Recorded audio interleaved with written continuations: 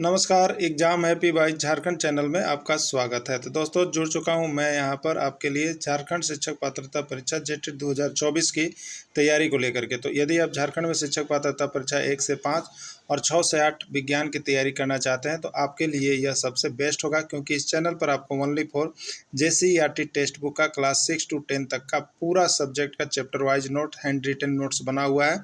आप यहाँ से अगर एग्जाम में पढ़ करके जाते हैं तो आप ये समझिए कि आपका लगभग यहाँ से 80% प्रश्न जो है आपको भिड़ने वाला है। तो आपको जैसे ही यह वीडियो मिलता है, आपको मोबाइल नंबर दिया गया है, आप उस नंबर से जरूर संपर्क करके यहाँ से सारे नोट्स पीडीएफ परचेज कर लेंगे और साथ ही साथ क्लासेज भी आपकी ज्वाइन हो जाएगी। तो अच्छे तैयारी के लिए और कम पढ़ करके ज़्यादा अंक उठाने के लिए, प्रश्न कम पढ़े ज़्यादा अंक उठे, इसके लिए आप सभी यहीं से ही जुड़ेंगे। बाजारू किताब देखिए एकदम नहीं पढ़िएगा, क्योंकि वहाँ से एक भी प्रश्न आने जाने वाला नहीं है। सिर्फ जेसीईआरटी टेक्स्ट बुक को पढ़ने के लिए यहाँ से जुड़े। चलिए चलते हैं। देखिएगा क्लास 7 किसका है, क्लास 7 का एक्सरसाइज 15 विज्ञान टॉपिक को लेकर के आए हुए हैं। ठीक है, और ये क्या है तो जंतुओं में जनन पाठ को लेकर के आए हुए हैं। ठीक है, देखिए आपको हम डेली यहाँ पर क्या करते हैं तो डेली एक चैप्टर आपको नोट्स और उसी का साथ में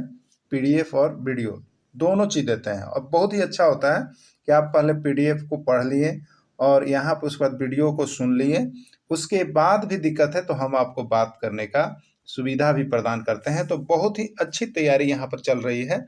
आप सभी व्हाट्सएप ग्रुप से जुड़ करके बहुत ही अच्छे तरह से यहाँ से मार्गदर्शन लेकर के तैयारी कर सकते हैं। और केवल आपको हम यहाँ पर जेसीईआरटी टेक्स्ट बुक, बाहर कहीं का नहीं, जेसीईआरटी टेक्स्ट बुक का नोट्स आपको प्रोवाइड कर रहे हैं। ठीक है, और उसी से आपको हम पढ़ा दे रहे हैं ना। तो आप सभी अभी के अभी अवश्य जुड़िएगा। देखिए अब आपको एक चीज बता दें, मेगा ऑफर अब आपका समाप्त हो गया है। मेगा ऑफर अब आपका समाप्त हो गया है। अब आपको अगर 1 से 5 शिक्षक हैं तो उसके लिए आपको 700 रुपये लगेंगे, और 6 से 8 के शिक्षक हैं तो उनके लिए 700 रुपये लगेंगे। ठीक है, तो ये 700 रुपये राशि अब हो गई है। 1000 होनी थी, लेकिन इसको हम लोगों ने 700 ही रखा है, इसलिए अभी भी जुड़ जाइए, नहीं तो फिर यह राशि 1000 रुपये बढ़ करके हो जाएगी। ठीक है, चलिए देखते हैं। वह प्रक्रिया जिसके द्वारा सभी प्राणी अपने ही जैसे जीवों की उत्पत्ति करते हैं कहलाता है। ठीक है, वह प्रक्रिया जिसके द्वारा सभी प्राणी अपने ही जैसे जीवों की उत्पत्ति करते हैं कहलाता है जनन, श्वास, कायिक, या नीचे दिया हुआ है कोई नहीं। ठीक है, तो देखिए जनन एक प्रक्रिया है जिसके द्वारा सभी जीव अपने ही समान जीवों की उत्पत्ति करते हैं इस प्रक्रम के तहत। ठीक है, अगर यहाँ पर कहा जाए तो गाय है तो वो अपने गाय या बछड़े को देती है, उसी तरह से कौवा है तो उसका बच्चा भी कौवा ही होता है। तो ये कौन सी प्रक्रिया है, जनन प्रक्रिया है। आलू से आलू ही उत्पन्न होता है। ठीक है, प्याज के गाछी से प्याज ही निकलता है। तो ये सभी प्रक्रिया जिसके द्वारा जीव अपने ही समान संतति की उत्पत्ति करते हैं, वह प्रक्रिया जनन के तहत होता है। ठीक है, किसके तहत होता है, जनन के तहत होता है। यह प्रश्न आया हुआ है यूपी टेट में एक बार और सीजी टेट में एक बार पूछा गया है, ये नहीं कि नहीं आया है, प्रश्न आया हुआ है आपका। ठीक है, तो आपको आए हुए प्रश्न सारे हम दिखा देते हैं। अगर यहाँ से आप तैयारी कीजिएगा ना तो आपको कॉन्फिडेंस लेवल हाई हो जाएगा। क्या होगा, कॉन्फिडेंस लेवल हाई हो जाएगा, और उसके बाद आपका जो है यहाँ से मार्क्स आपको बढ़ने लगेगा। तो आप जो 2, 4, 10 नंबर खातिर कभी फेल किए होंगे वो जरूर आपका रिजल्ट तैयार हो जाएगा। ठीक है, देखिएगा, जनन की वह प्रक्रिया जिसमें बिना बीज के ही नए पौधों को उत्पन्न कर सकते हैं क्या कहलाता है। ठीक है, जैसे हम लोग क्या करते हैं, अभी आप देख रहे खेती का समय है तो हमने मक्का लगाया। क्या लगाया, मक्का। कोई अभी क्या कर सकते हैं तो रहर कर सकते हैं, कोई अभी क्या करेंगे तो बादाम करेंगे। तो ये सभी बादाम, मक्का और रहर किससे हो रहा है, ठीक है, बीज से हो रहा है। क्या करते हैं हम लोग, ट्रैक्टर या हल चलाते हैं और उसमें दाना डाल रहे हैं, जमीन में दाना डाल रहे हैं ना, इस तरह से दाना डालते हैं। तो ये दाना से, बीज से उत्पन्न होगा। किससे उत्पन्न होगा, बीज से उत्पन्न होगा। तो जो बीज से उत्पन्न होगा उसको हम लोग क्या कहेंगे, लैंगिक जनन कहेंगे। क्या कहेंगे, लैंगिक जनन, जो बीज से उत्पन्न होगा। ठीक है, लेकिन अब देखिए यहाँ पर आलू है, ठीक है, उसी तरह से आप देखिएगा वो बीज नहीं होता है। आलू का वही गुलाब है, तो गुलाब का भी बीज नहीं, सिर्फ हम उससे उत्पन्न करते हैं, उसके डंठल से उत्पन्न करते हैं। तो ये बिना बीज के जो उत्पन्न होते हैं उसको हम लोग अलैंगिक जनन कहते हैं, अलैंगिक जनन कहते हैं। ठीक है, क्लियर हो गया। तो जनन की वह प्रक्रिया जिसमें बिना बीज के ही नए पौधों को उत्पन्न कर सकते हैं उसको अलैंगिक जनन में हम लोग डालते हैं। ठीक है, क्लियर हो गया होगा ना। प्रश्न आए हुए हैं, सीजी टेट में एक बार पूछा गया है। जनन की वह प्रक्रिया जिसमें बीज से पौधे तैयार किए जाते हैं, जनन की वह प्रक्रिया जिसमें बीज से पौधे तैयार किए जाते हैं उन्हें कहते हैं। जैसे अभी हम लोगों ने आम लगाया, तो आम का मान लीजिए अगर बीज से, बीजू आम है, बीज हम डालें तो वो जो है बीजू आम बीज से हुआ तो वो लैंगिक जनन हुआ। लेकिन अगर उसका डंठल काट के लगाएं जो कलमी आम कहते हैं तो वो अलैंगिक जनन हुआ। वो क्या हुआ? अलैंगिक जनन हुआ। क्लियर हो गया। अब देखिए, तो बीज से जो उत्पन्न होते हैं उन्हें क्या कहते हैं? लैंगिक जनन, अलैंगिक जनन, कायिक जनन या कोई नहीं। ठीक है, तो जो बीज से तैयार किए जाते हैं उन्हें लैंगिक जनन हम लोग कहते हैं। क्या कहते हैं? लैंगिक जनन कहते हैं।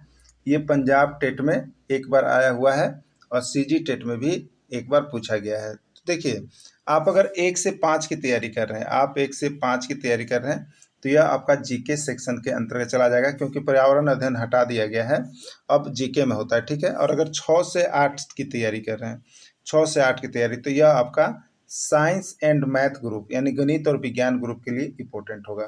तो दोनों शिक्षक के लिए हैं, आप सभी अवश्य देख लीजिएगा। ठीक है, चलिए अगला प्रश्न। आलू, गुलाब, गन्ना, चमेली, मेहंदी में किस प्रकार, ठीक है, मेहंदी में किस प्रकार के जनन से पौधे उगते हैं? ठीक है, आलू, गुलाब, गन्ना, चमेली, मेहंदी में किस प्रकार के जनन से पौधे उगते हैं? लैंगिक जनन, अलैंगिक जनन, कायिक जनन या कोई नहीं। ठीक है, तो देखिए यहाँ पर लैंगिक जनन क्या है? तो जिसमें बीज से कोई चीज उत्पन्न होता है, बीज से अगर कोई चीज उत्पन्न कर रहे हैं तो लैंगिक जनन है। और बिना बीज के ही उसी प्रकार का पौधा अगर तैयार हो रहा है तो वह अलैंगिक जनन है। ठीक है, तो आलू, गुलाब ये सब का बीज नहीं होता है। आलू का जो फल होता है, आलू उसी को काट करके हम लोग लगाते हैं और यह अंकुरी से निकलता है। गुलाब को भी यहाँ बीज से नहीं, उसके तना को काट के और वो हम लोग लगाते हैं, उसी से होता है। ठीक है, चमेली भी हम लोग तना को ही काट के लगाते हैं, मेहंदी भी हम लोग उसके तना को ही काट के लगाते हैं। तो इस तरह से जो बीज से नहीं उत्पन्न होते हैं उसको हम लोग अलैंगिक जनन कहते हैं। तो इसका राइट आंसर चला जाएगा अलैंगिक जनन में। ठीक है, ये सीजी टेट में और यूपी टेट दोनों में पूछा है। ठीक ना, दोनों में राज्यों में पूछ दिया है। देखिए इसमें लिखा हुआ है, यहाँ पर नोट्स जो परचेज करते हैं नोट, इसमें बिना बीज से ही पौधे तैयार होते हैं, इसलिए अलैंगिक जनन में लीजिएगा। ठीक है, आलू, प्याज, लहसुन, कुमुदनी, हल्दी, अदरक आदि में किस प्रकार का तना पाया जाता है? आदि में किस प्रकार का तना पाया जाता है? ठीक है, भूमिगत तना, भूबाह्य तना, भूपरत तना या कोई नहीं। ठीक है, तो देखिए इसमें जो आलू होता है, आलू में जो होता है ये धरती के अंदर होता है, धरती के अंदर होता है। ठीक है, अब देखिएगा लहसुन भी इसका ऊपर और लहसुन पोपोट नीचे, धरती के नीचे। तो ये सब जो तना नीचे जाएगा वो सब किस प्रकार का तना में आएगा?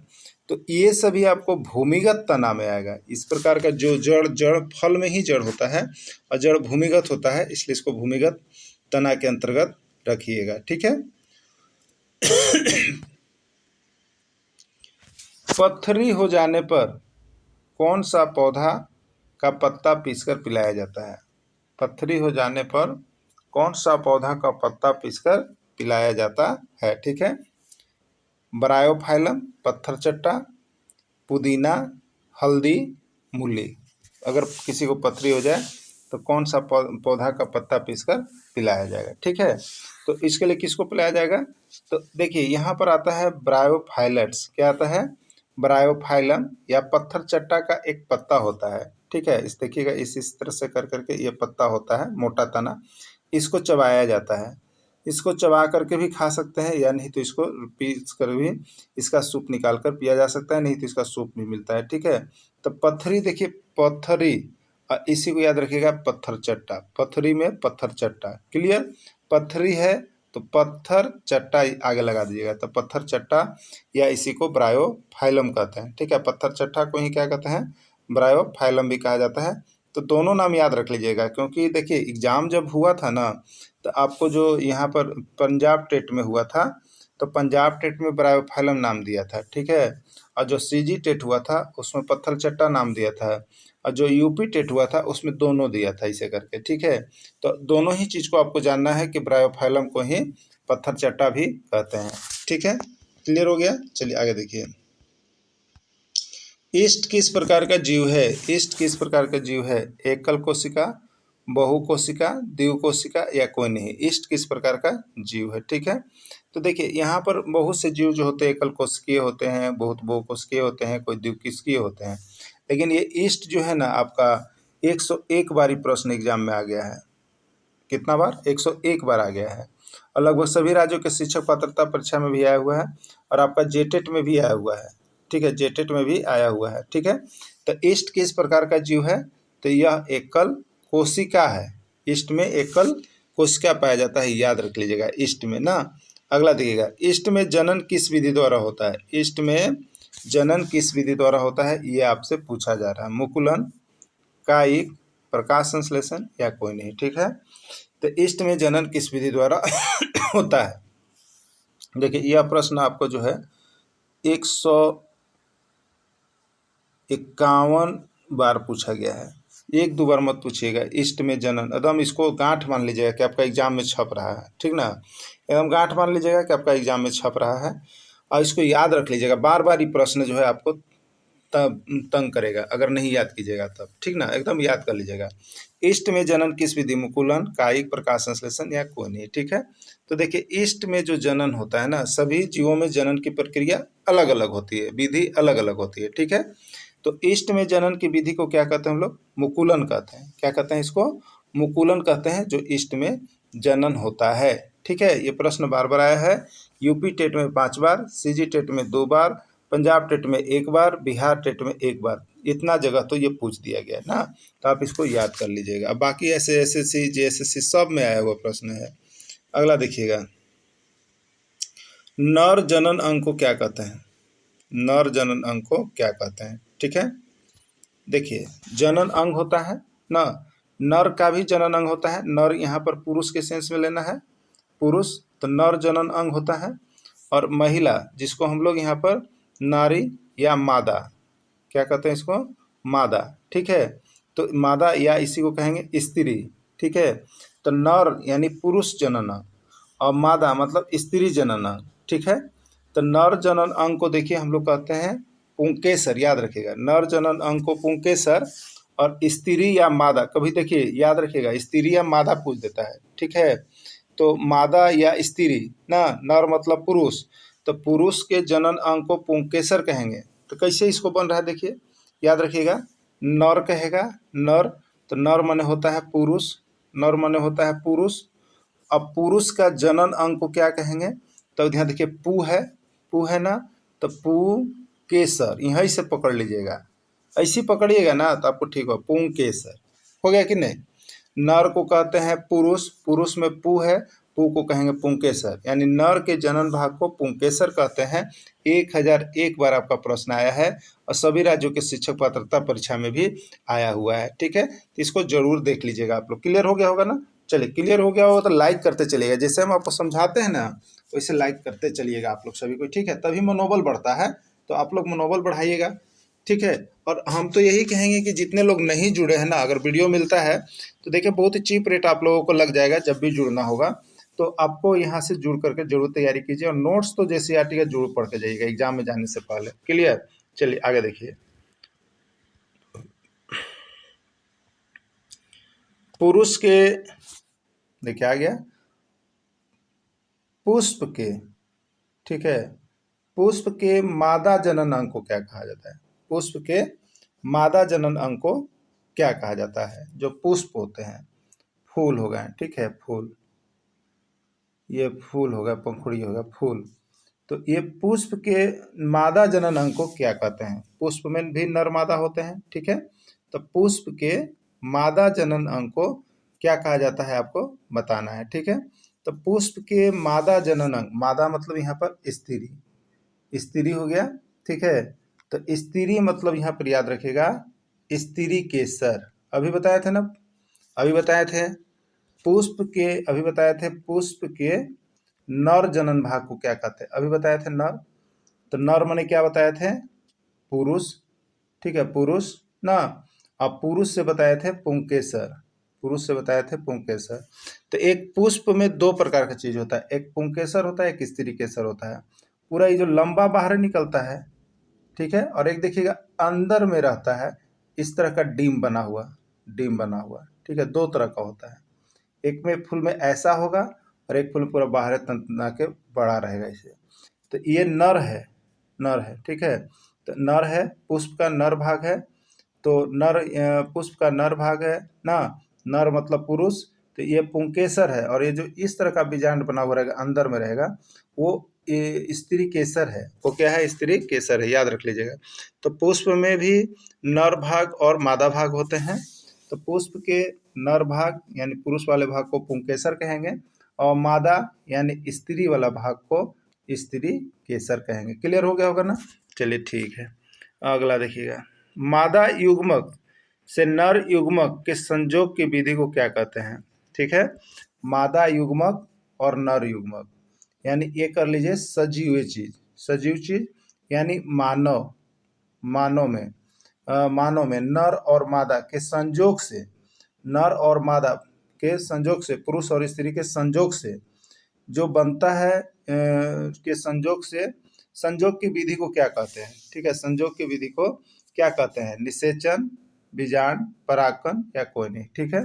तो वो क्या करते हैं, तो उनमें निषेचन होता है, निषेचन की प्रक्रिया होती है। किसकी प्रक्रिया होती है, निषेचन की प्रक्रिया होती है।